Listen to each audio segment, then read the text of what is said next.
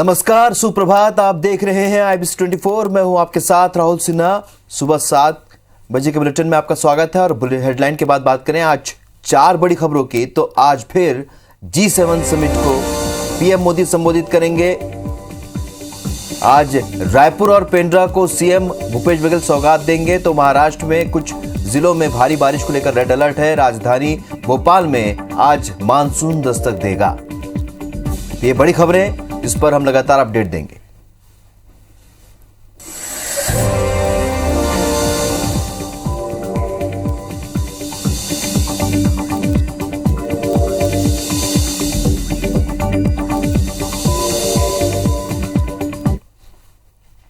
बढ़ते आगे और बात करते हैं रायपुर से मिल रही बड़ी खबर का। अभनपुर से गरियाबंद जा रही एक तेज रफ्तार वैन पेड़ से जा टकराई। हादसे में 5 महिलाओं की मौके पर ही मौत हो गई, 7 गंभीर रूप से घायल हैं। 6 घायलों को रायपुर के अंबेडकर अस्पताल रेफर कर दिया गया है। वैन में गरियाबंद के मालगांव के एक ही परिवार के 12 लोग सवार थे। राजिम के पास पांडुका थाना इलाके में यह हादसा हुआ है। मेन रोड में एक इको वैन एक्सीडेंट हो गई, जिसमें 5 लोगों की मृत्यु हुई है। 6 लोगों को इलाज के लिए रायपुर रेफर किया गया है। एक बच्ची स्वस्थ है। तहसीन जैदी हमारे सहयोगी और ज्यादा जानकारी के साथ फोन लाइन पर जुड़े हैं। तहसीन, कैसे हुआ हादसा और फिलहाल घायलों की क्या स्थिति? देखिए, जिस तरीके से एक दर्दनाक ये हादसा हुआ है, कल ये देर रात का ये मामला है। बताया जा रहा है कि ये तेज रफ्तार एक इको स्पोर्ट्स कार है जो रायपुर के जो अभनपुर भट्टी एक गांव है, वहां से ये दसगात के कार्यक्रम से ये वापस जा रही थी ये सभी लोग। और एक ही गाड़ी में करीब 12 लोग इसमें सवार थे। और ये बताया जा रहा है कि ये जो वहाँ पांडुका थाना क्षेत्र में एक वहाँ पे एक पेड़ से टकराई है अनियंत्रित होके। और वहाँ पे उसमें 5 जो लोगों की उसमें मौत हुई है और उसमें 5 महिलाएं हैं और एक ही परिवार की हैं। ये एक दर्दनाक बात ये है कि 5 महिलाएं हैं और इसमें एक ही परिवार की बताई जा रही हैं। और उसके अलावा जो उसमें 7 लोगों को गंभीर चोटें आई हैं, उसमें 13 साल की एक नाबालिग है, उसको हल्की खरोंचे से आई हैं। और जिस तरीके से बताया जा रहा है कि इसमें तकरीबन 6 लोगों को रायपुर के मेकारा अस्पताल उसमें भेजा गया है और क्योंकि गंभीर हालत थी, उसके बाद अभी उनका इलाज यहाँ पे चल रहा है। और लेकिन जिस तरीके से एक दर्दनाक हादसा जो हुआ है, ये क्योंकि बताया जा रहा है कि एक ही परिवार के लोग थे और गरियाबंद के मालगांव के रहने वाले थे। और एक अभनपुर भट्टी जो रायपुर के पास जो गांव है जी, वहां से ये दसगात कार्यक्रम से वापस लौट रहे थे। और तकरीबन ये जो हादसा है ये 11 बजे के आसपास 10 से 11 बजे के आसपास का बताया जा रहा है, पांडुका थाना क्षेत्र का है। और अभी जो गंभीर हालत में जो लोग हैं वो अभी उनकी हालत स्थिर बताई जा रही है, लेकिन अभी उसमें उनका इलाज जारी है रायपुर के अंबेडकर अस्पताल। जी, तहसीन, इस जानकारी के लिए आपका बहुत बहुत शुक्रिया।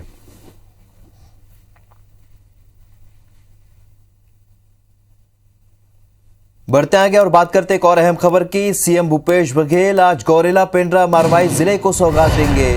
सीएम भूपेश रायपुर जिले को भी विकास कार्यों की सौगात देंगे। पंडित दीनदयाल ऑडिटोरियम में दोपहर 12 बजे आयोजन होगा। रायपुर में 561 करोड़ रुपए के 391 विकास कार्यों का लोकार्पण और भूमि पूजन करेंगे। तो गौरेला, पेंड्रा, मारवाही को 120 करोड़ रुपए के 361 विकास कार्यों की वो सौगात देंगे। जिम्नास्टिक हॉल गुरुकुल में दोपहर 1 बजे आयोजन होगा। गौरेला, पेंड्रा, मारवाही के कार्यक्रम में सीएम वर्चुअल शामिल होंगे। तो लगातार हर जिले मारवाही की बारी है। आज भी करोड़ों के विकास कार्यों का सौगात देंगे। 120 करोड़ रुपए के 361 विकास कार्य हैं जिनको का लोकार्पण और भूमि पूजन करेंगे। बढ़ते आगे और आपको छत्तीसगढ़ का कोरोना अपडेट बता दें। छत्तीसगढ़ में बीते 24 घंटे में 813 कोरोना मरीज मिले और बीते 24 घंटे में 11 मरीजों की मौत हुई है।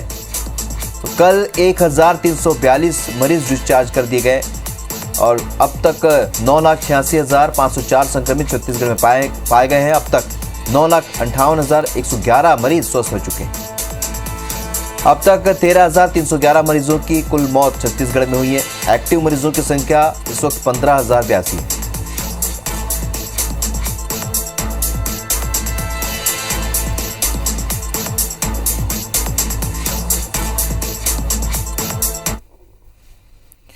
पांच जिलों में अनलॉक की नई गाइडलाइन जारी कर दी गई है। 5 जिलों के कलेक्टरों ने आदेश जारी किया है। बता दें आपको, बलौदाबाजार शाम 7 बजे तक यहां पर दुकानें खुली रहेंगी। महासमुंद की बात करते हैं, रात 8 बजे तक यहां पर दुकान खुलेंगी।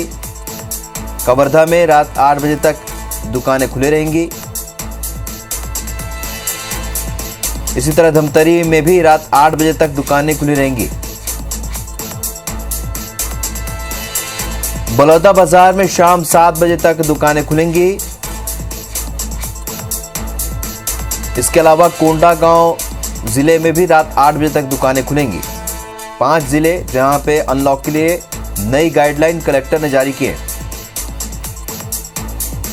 कोरोना संक्रमण से राहत मिलने के बाद इन 5 जिलों को अनलॉक की प्रक्रिया यहां पर शुरू की गई है। महासमुंद में रात 8 बजे तक दुकानें खुली रहेंगी। कवर्धा में भी रात 8 बजे तक दुकानें खुलेंगी। इसी तरह धमतरी में भी रात 8 बजे तक दुकानें खुली रहेंगी।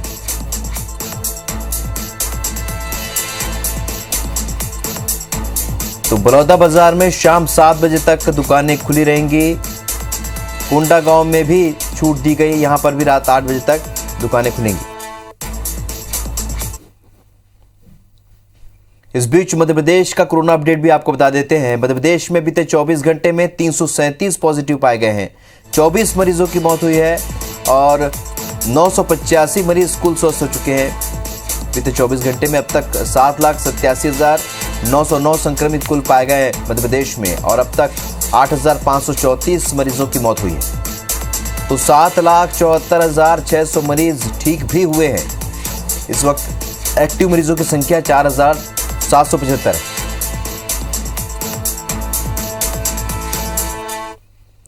इस बीच भोपाल से भी एक अहम खबर आपको बताते हैं। भोपाल में आज मानसून दस्तक देगा और कई क्षेत्रों में भारी बारिश की संभावना जताई जा रही है। होशंगाबाद, विदिशा में भारी बारिश की संभावना है। रायसेन, खंडवा में भी भारी बारिश के लिए अलर्ट जारी किया गया है।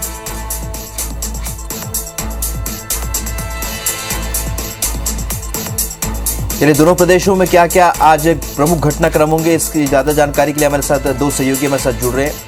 रायपुर से प्रिया पांडे जुड़ रही हैं, तो भोपाल से नीलम हमारे साथ जुड़ रही है। प्रिया, सबसे पहले आपसे जानना चाहेंगे कि आज छत्तीसगढ़ में क्या कुछ हैपनिंग होने जा रही है।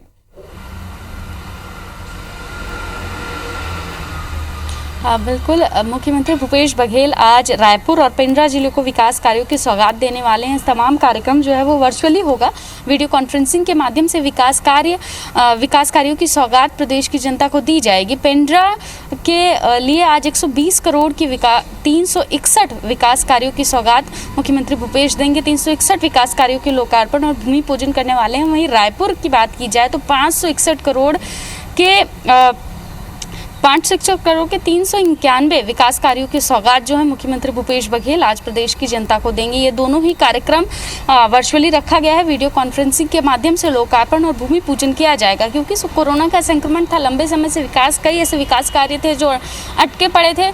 अब स्थिति सामान्य होती जा रही है। वैसे वैसे लगातार विकास कार्यों की सौगात प्रदेश की जनता को दी जा रही है और इसी क्रम में आज भी भूमि पूजन और लोकार्पण का कार्यक्रम पेंड्रा और रायपुर जिले के लिए रखा गया है। इसके अलावा लगातार प्रदेश में संक्रमण के मामले जो हैं वो कम हो रहे हैं। बीते 24 घंटे में 813 नए संक्रमण के मामले आए हैं और वहीं स्वस्थ होकर घर लौटने वालों की संख्या भी 1000 के पार है। तो लाइट बढ़ रहा है। इस वक्त की राहत की बात यह है राहुल की मोर्टेलिटी रेट भी लगातार कम हो रहा है। हम देख रहे हैं कि एक समय ऐसा भी था कि जब रोजाना 200, 250, 270 लोगों की आसपास मौत हो रही थी, लेकिन अब ये स्थिति कंट्रोल में आ रही है। हालांकि चुनौती यही बनी हुई है क्योंकि अभी भी ज़्यादातर जो केसेस आ रहे हैं वो ग्रामीण क्षेत्रों के केसेस हैं और ग्रामीण क्षेत्रों में फिलहाल वैक्सीनेशन, टेस्टिंग और संक्रमण तीनों ही चुनौती बनी हुई है। तो ये तमाम खबरें हैं जिन पर आज दिन भर IBC 24 की नज़र रहने वाली है। चलिए, तो हमारी सहयोगी नीलम भोपाल से जुड़ी हुई है। नीलम, भोपाल में पूरे प्रदेश में बारिश के अलर्ट के साथ आज क्या कुछ घटनाक्रम रहेंगे मध्य प्रदेश में? जी बिल्कुल, मानसून की बात करें तो 3 दिन पहले ही मध्य प्रदेश में दक्षिण पश्चिम मानसून का आगाज़ हो चुका है, जिसके चलते लगभग पूरे प्रदेश के जिलों में हल्की से लेकर भारी बारिश जो है पिछले 3 दिनों से जारी है। वहीं मानसून आज जो है जबलपुर, मंडला, छिंदवाड़ा से होते हुए भोपाल में भी दस्तक देगा, जिसके चलते भोपाल के आसपास के जो जिले हैं, जिनमें खासतौर पर रायसेन, विदिशा, मुरैना, खंडवा, बुरहानपुर, यहाँ पर भारी बारिश की संभावना मौसम विभाग ने जताई है। इसके साथ ही साथ राजधानी भोपाल में भी आज भी हल्की से मध्यम बारिश हो सकती है। राजधानी भोपाल में कल भी काफ़ी बारिश हुई है, जिसके चलते करीब 12 से 20 जगहों पर कैजुअलिटी भी दर्ज की गई है। पेड़ गिरने जैसी घटनाएं भी हुई हैं, जिसके चलते यातायात भी कल देर रात शहर में प्रभावित हुआ है। और वहीं यही हालत उन जिलों में भी बने हुए हैं जहां पर भारी बारिश की चेतावनी मौसम विभाग ने दी थी। तो लगातार मानसून का जो असर है वो मध्य प्रदेश में साफ तौर पर देखने को मिल रहा है, जिसके चलते अधिकतम तापमान में भी काफ़ी गिरावट दर्ज हुई है और मौसम में हल्की सी ठंडक जो है बनी हुई है। वहीं तेज हवाएं भी लगातार चल रही है। जिन जिलों में भारी बारिश के लिए अलर्ट जारी किया गया है, वहां पर करीब 30 से 40 किलोमीटर प्रति घंटे की रफ्तार से तेज हवाएं भी चल रही है और मौसम की ऐसी स्थिति लगभग अगले 24 घंटों में भी बनी रहेगी। जैसे जैसे मानसून जो है आगे बढ़ेगा, पूरे मध्य प्रदेश में एक्टिव होगा, बारिश जो है तेजी से हर एक जिले में होने की संभावना मौसम विभाग ने जताई है। वहीं यदि हम मध्य प्रदेश में कोरोना संक्रमण की बात करें तो मध्य प्रदेश में अब जो है संक्रमण की रफ्तार काफ़ी धीमी हो चुकी है। पिछले 24 घंटों में भी 300 के आसपास केस मिले हैं और संक्रमण की दर जो है अब 0.5% के आसपास पहुंच गए हैं। वहीं यदि हम मौतों के आंकड़ों की बात करें तो वो अब भी हमें जो है बढ़ते हुए मिल रहे हैं, जिन्हें कम करना अभी शासन प्रशासन के लिए चुनौती है, क्योंकि मौतों को कम करना ही एक बड़ी गंभीर चुनौती सामने आई है। लगातार जो है हमें 20 से लेकर 40 के बीच में मौतें मिल रही हैं और जिन्हें कम करने के लिए नई रणनीतियां क्या कुछ सरकार बनाती है, ये देखने वाली बात होगी। और वहीं जो है आज रविवार है, तो जिसके चलते कोरोना कर्फ्यू लागू किया गया है, खासतौर पर उन जिलों में जहां पर संक्रमण के मामले अब भी बड़ी संख्या में मिल रहे हैं, जिनमें राजधानी भोपाल, इंदौर खासतौर पर शामिल है। जी चलिए, तो ये दोनों प्रदेशों में क्या कुछ हैपनिंग रहेगी, लगातार हमारी इन खबरों पर नजर बनी रहेगी। आप दोनों का हमारे साथ जुड़ने के लिए बहुत बहुत शुक्रिया। बढ़ते आगे, भोपाल में तेज बारिश और हवाओं के चलते भोपाल टॉकीज चौराहे पर एक पेड़ कबाब दुकान पर गिर पड़ा, जिससे दुकान में मौजूद 4 लोग दब गए। घटना के बाद स्थानीय लोगों और आसपास के दुकानदारों ने किसी तरह 3 लोगों को सुरक्षित निकाला। हालांकि ये लोग गंभीर रूप से गए, जबकि 2 शख्स की मौत भी हो गई। इधर सूचना के बाद प्रशासन और नगर निगम की टीम करीब आधे घंटे बाद पहुंची, जिस पर लोगों में नाराजगी देखी गई। इधर बारिश के मौसम में इस तरह की घटनाओं को लेकर अलर्ट और जरूरी इंतजाम करने के लिए नगर निगम ने सभी 19 जोन में कंट्रोल रूम बनाए हैं। लेकिन IPS24 की टीम ने जब एक कंट्रोल रूम का जायजा लिया तो यहां कोई भी अधिकारी या कर्मचारी मौजूद नहीं मिला। दफ्तर पर ताला लटका मिला।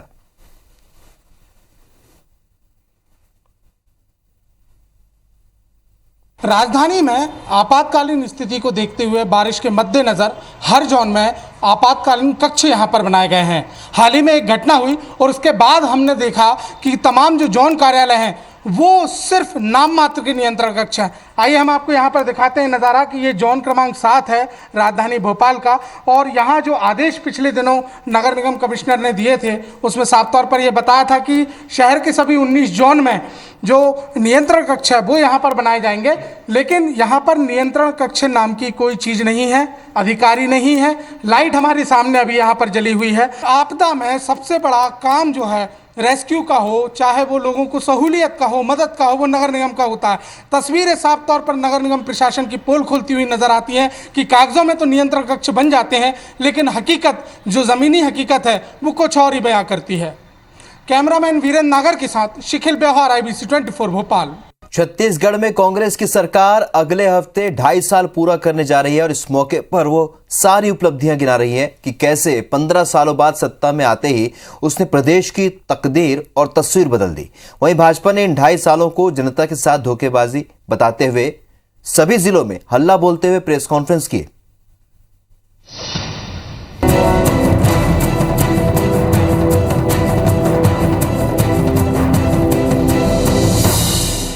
छत्तीसगढ़ में सरकार के 2.5 साल पूरे होने पर भाजपा नेताओं ने सभी जिला मुख्यालयों में प्रेस कॉन्फ्रेंस कर इन 2.5 सालों को जनता के साथ धोखा बताया। साथ ही प्रदेश में भ्रष्टाचार, अराजकता, नशा, बेरोजगारी, अपराध में वृद्धि जैसी अर्थव्यवस्था को चौपट करने जैसे कई आरोप लगाए।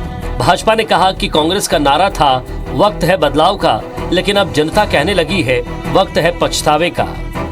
गंगा जल हाथ में लेके कसम खाई थी, गीता हाथ में लेके कसम खाई, पूर्ण शराबबंदी करेंगे। पूर्ण शराबबंदी तो नहीं हुआ, घर घर पहुंचा के शराब और शराब का जो रूप आज देखने को मिल रहा है। ये सरकार प्रदेश को कर्जा में डुबोने वाली सरकार, प्रदेश को विकास को ठप करने वाली सरकार, ये सरकार प्रदेश को पीछे ले जाने वाली सरकार। देश के विभिन्न राज्यों की शराब छत्तीसगढ़ में आकर बिक रही है और वो शराब सरकार के संरक्षण में बिक रही है। खाली वही पकड़ी जाती है जो लोग सरकार में बैठे हुए लोगों को ले भी नहीं देते। शराब के लिए महिलाओं ने बहुत भरोसा किया था। इनका गंगा जल उठा करके पहला घोषणा था पूर्ण शराबबंदी। पूर्ण शराबबंदी तो नहीं हो गई है, बल्कि अब आपके यहाँ होम डिलीवरी चालू हो गई। त्रासदी के समय में, विकट परिस्थिति में भी इस सरकार को जो भूमिका अदा करनी चाहिए थी, ये सरकार फेलवर है। इधर कांग्रेस सरकार 2.5 साल पूरे होने पर अपनी उपलब्धियां गिना रही है। साथ ही भाजपा के आरोपों पर पलटवार करते हुए कैबिनेट मंत्री रविंद्र चौबे और कवासी लखमा ने कहा कि हमारी सरकार अपने सभी वादों को पूरा कर रही है। उन्होंने कहा कि भाजपा अपनी असफलताओं को छुपाने के लिए प्रपंच कर रही है। भाजपा न देश का विकास चाहती है न प्रदेश का। मुझे लगता है कि अपनी असफलताओं को छुपाने के लिए इस तरीके से अब वो प्रपंच करने की उनकी कोशिश है। छत्तीसगढ़ में आदरणीय भूपेश जी के नेतृत्व में सरकार पूर्ण रूप से सफल है। हमने जो वायदा अपने किसानों से किया था, यहाँ के जनमानस से किया था, उन वायदों को हम पूरा कर रहे हैं। राजीव गांधी किसान न्याय योजना के माध्यम से आदि किसान लोगों को पहला किस्त में 1500 करोड़ देने वाला हिंदुस्तान का पहला सरकार है। इन लोगों को पहला किस्त में 1500 करोड़ देने वाला हिंदुस्तान का पहला सरकार है। तेंदुपत्ता का 4000 रुपया देने वाला हिंदुस्तान का पहला सरकार है। गोबर खरीदने वाला हिंदुस्तान का पहला सरकार है। 2/3 से ज्यादा बहुमत के साथ सत्ता में आई छत्तीसगढ़ की सरकार ने अभी आधा सफर तय किया है, लेकिन अभी से विपक्ष ने उल्टी गिनती गिनते हुए चुनावी माहौल बनाना शुरू कर दिया है। हालांकि सरकार को अपने काम और जनता की उम्मीदों पर खरा उतरने का पूरा भरोसा है। Bureau report, IBC 24। अंबिकापुर दौरे पर आए नेता प्रतिपक्ष धर्मलाल कौशिक प्रदेश सरकार की खामियां गिनाने के लिए उन्हें प्रेस कॉन्फ्रेंस कर रहे थे, तो प्रेस कॉन्फ्रेंस में ही बैठे एक नेता को झपकी आ गई। सरगुजा भाजपा के वरिष्ठ नेता अम्बिकेश केसरी प्रेस कॉन्फ्रेंस के दौरान कई बार हल्की नींद में चले गए। जब मीडिया ने इस पर गौर किया और कैमरे उनकी तरफ घूमे तो भाजपा के एक बड़े नेता भारत सिंह सिसोदिया ने उन्हें हाथ से थपकी देकर जगाया। कॉन्फ्रेंस के बाद नेता प्रतिपक्ष धर्मलाल कौशिक ने इस सवाल पर कहा कि हमारे नेता सो नहीं रहे थे बल्कि मनन कर रहे थे। इस प्रदेश के विकास के खर्च के लिए, इस प्रदेश के खर्चे के लिए मुख्यमंत्री भूपेश बघेल से कल सीएम निवास कार्यालय में steel authority of India limited की चेयरमैन सोमा मंडल ने सौजन्य मुलाकात की। मुख्यमंत्री बघेल और सेल के चेयरमैन मंडल के मध्य सेल के अधिकारियों का 2017 से पे रिवीजन और कर्मचारियों का वेज रिवीजन लागू करने, बीएसपी के कर्मचारियों की नियुक्ति में छत्तीसगढ़ के मूल निवासियों को वरीयता देने के साथ ही उनका कौशल उन्नयन करने के लिए प्रशिक्षण देने के बारे में चर्चा हुई। वहीं बीएसपी क्षेत्र में स्वामी आत्मानंद अंग्रेजी माध्यम के विद्यालयों की स्थापना करने, सेक्टर 9 अस्पताल में सुविधाओं का विकास कर सुपर स्पेशलिटी अस्पताल का निर्माण करने के लेकर भी चर्चा हुई है। मुख्यमंत्री ने कहा है कि सेल और छत्तीसगढ़ का विकास परस्पर जुड़ा हुआ है। अब तक इसी परस्परता और सहयोग से दोनों आगे बढ़ते हैं। समय के साथ साथ ये वातावरण और भी बेहतर हुआ है।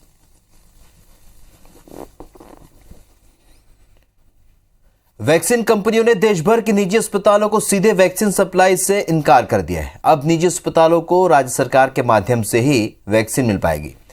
कंपनियों ने निजी हॉस्पिटल में वैक्सीन सप्लाई के लिए नियमों में बदलाव किया है, जिसके तहत निजी अस्पताल पहले राज्य सरकार को डिमांड भेजेंगे, साथ में केंद्र सरकार की तय कीमत के अनुसार पैसे देने होंगे।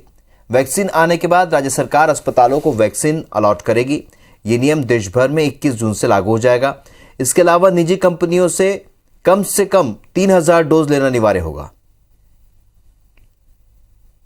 केंद्र सरकार की नई कोविड वैक्सीन गाइडलाइन जो 21 जून से लागू होगी, उसमें प्राइवेट अस्पतालों को जो 25% कोटा दिया जाता था, उसे अब राज्य सरकार ही अपनी भौगोलिक परिस्थिति के अनुसार अलग अलग अस्पतालों को अलॉट करेगी और सभी प्राइवेट अस्पतालों को राज्य सरकार के पास आवेदन करना होगा कि वह कितनी वैक्सीन चाहते हैं। सुबह 7 बजे की खबरों में फिलहाल इतना, लेकिन ताज़ा अपडेट के लिए आप बने रहिए IBC 24 के साथ। नमस्कार।